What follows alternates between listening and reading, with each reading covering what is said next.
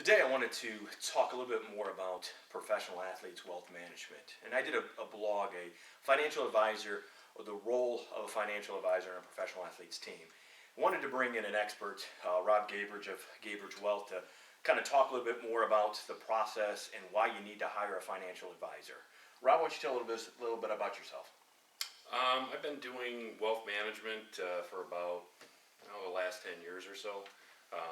My background prior to that was in private equity, so investing in private companies and that type of thing, and started doing specifically investment management about 10 years ago, and specifically for professional athletes about 4 years ago. Gotcha.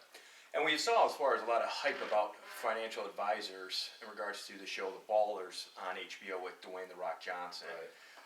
Why do you, as far as would advise or kind of say hire a financial advisor, wealth manager for a professional athlete? Well, first of all, I think there's a big difference between a financial advisor and a wealth advisor.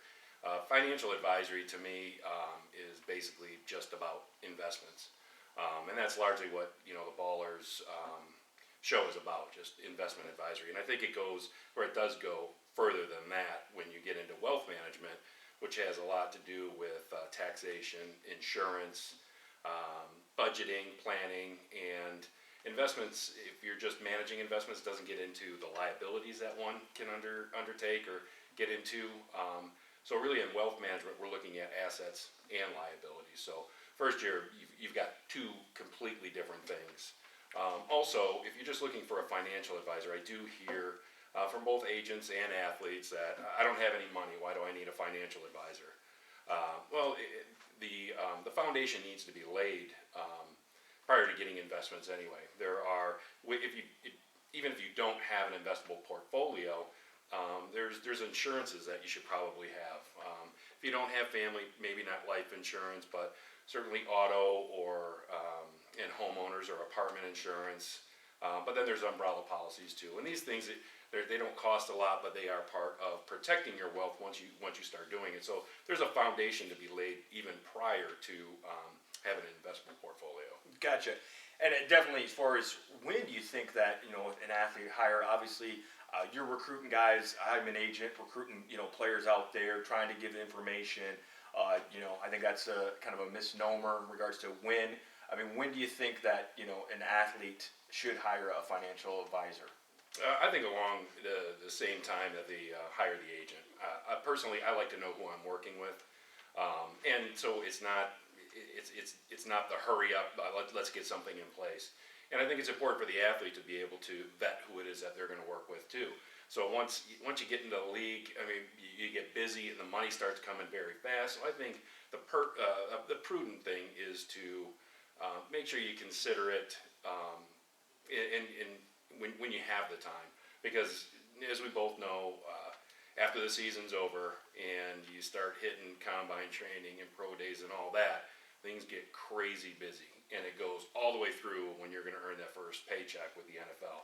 So I think personally, I like to know who I'm working with when the season's done. Yeah, and I think one thing guys need to understand, and definitely as far as after the first two game checks, they kick into the auto enroll at 401k. Yeah. So I think that's where you look at, hey, having somebody on your team already in place before you get that first paycheck to kind of help you understand, where everything's going and different things like that. Yeah, absolutely. And I think when you hire a financial advisor, they don't necessarily get into the 401k because it's what we call assets held away. So they're not going to be able to make any money off of that stuff.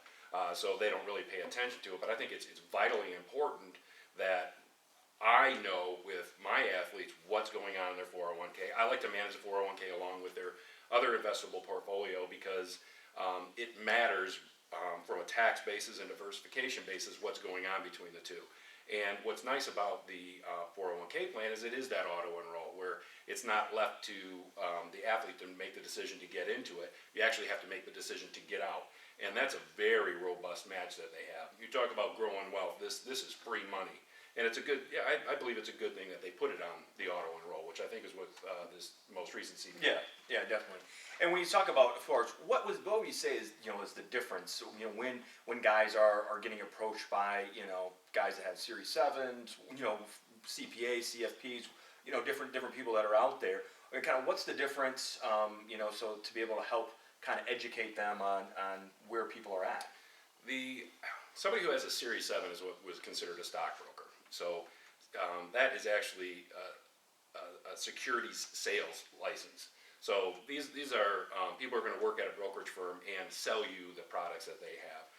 Wealth managers, largely, and there still are some at brokerage firms as well, are part of what's called an RIA, which are usually independent from what you would see with the bigger firms like the Merrill Lynch, Morgan Stanley, and these types of companies.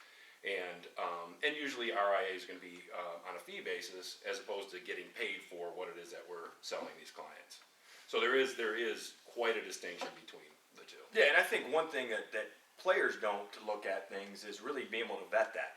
As far as representing guys, and as far as I'm out here to try to maximize their dollars, there is a lot of things that go on, as far as with the financial advisors that are behind the scenes to try to, as far as keep their money and grow it long term, even when they're done, playing and done making that NFL, paycheck. So I think that sometimes players don't vet enough the financial advisors and getting, kind of the backgrounds, because you are trusting them with the dollars and with personal information there. Yeah, I think when you talk about the vetting process, I mean, usually when you're let's just say buying a new mobile phone, you know the features that you're looking for. You know that when you go to look for that's what you want in order to make that purchase. And I don't think a lot of people, it's outside of professional athletes. I mean, I know attorneys and business owners that don't really know what they want until you start to discussing all the facets of wealth management. So there is that difference, and I'll give you. Here's an example. I had a portfolio I was taking a look at. It was a decent-sized portfolio, and it was with a big brokerage firm. But I was helping the agent analyze some of the things that were going on with it. And I had found that they didn't take advantage of what I would consider to be a very fundamental tax situation, which is called tax loss harvesting. But there was a lot of money that's left on the table. Unless you take advantage of those things, they're gone forever. You needed to, at that calendar flip date, make that change. And in fact, the dollars were enough, and this particular athlete ended up buying a Lamborghini in the spring. And had they done this, as I certainly would have, it would have been enough to pay for that Lamborghini. Well, hey, Lamborghinis, those are nice. We saw those on Ballers, definitely. With Spencer Strasburg. And McLaren P1s. So whatever you need, will help you buy it. Gotcha. And as far as kind of we wrap up here, what do you see as far as the future of the role of a financial advisor or wealth manager in a professional athlete's life? I don't think there's enough, and I say this to people that I talk to. Okay, so it opens up their eyes. Well, why don't you hear more of it?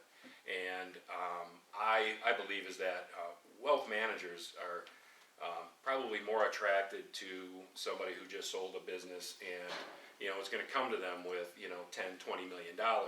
And in working with professional athlete, it takes a while, if ever, to get there. So I hope a trend is in this direction, and I would hope with wealth management, this starts to reduce that number of guys that are going broke, or it's not even going broke, because you can earn enough just to be okay. But if you don't get those good habits and have somebody on your team, a good wealth manager, not just an investment guy, you can create that stability for yourself when you're done playing. Yeah, and definitely as far as I think, players out there, you really need to vet those financial advisors, find the background. There's a lot of things that go on there, and a lot of things that you need to make sure that you're getting the right guy on your team. So, Rob, we thank for you taking the time to talk to us a little bit about financial advisors and what that role is with that professional athlete. Yeah, thanks for having me.